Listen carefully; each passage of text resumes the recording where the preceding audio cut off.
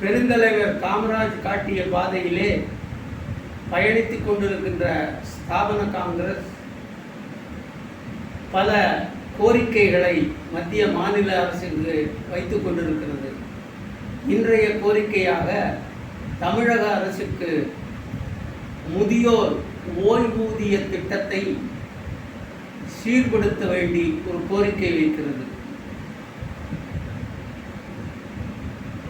ஜெயலலிதா காலத்தில் 1000 ரூபாயாக வழங்கப்பட்ட முதியோர் ஓய்வூதியம்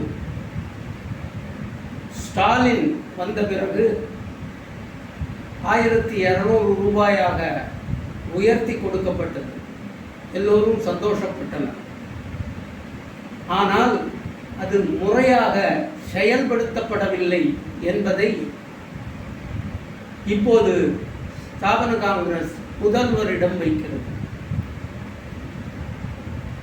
முதியவர் ஒருவர் இடம் மாறினாலோ வேறு ஊர்களுக்கு போனாலோ அந்த நபருக்கு ஓய்வூதியம் வழங்கப்படுவதில்லை.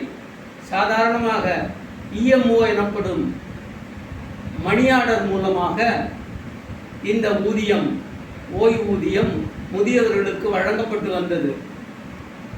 ஒருவர் இடம் மாறினால் வேறு ஊர்களுக்கு போனால் வங்கி கணக்கில் அந்த தொகையை செலுத்துமாறு பலர் கோரிக்கை விடுத்தும் அது ஏற்றுக்கொள்ளப்பட முடியாதது என்று வருவாய்த்துறை அதிகாரிகளால் சொல்லப்படுகிறது.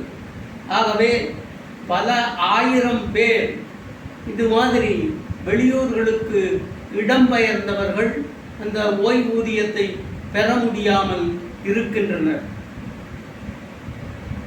இதை நடைமுறைப்படுத்த இந்த உரிமை தொகையை முதியவர்களுக்கு வழங்க வேண்டும், அதற்கான உத்தரவை பிறப்பிக்க வேண்டும் என்று முதல்வரை தேசிய ஸ்தாபன காங்கிரஸ் கேட்டுக்கொள்கிறது.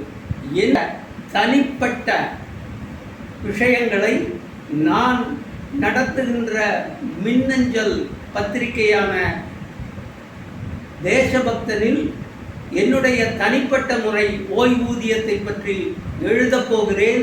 அது முதல்வருக்கும் அனுப்பப்படும். அதையும் பார்த்து என்ன நடந்தது, எப்படி நடக்கின்றது என்பதை முதல்வர் தெரிந்து கொள்ள வேண்டும். இதற்கான நடவடிக்கை எடுக்க வேண்டும் என்று தேசிய ஸ்தாபன காங்கிரஸ் கேட்டுக்கொள்கிறது.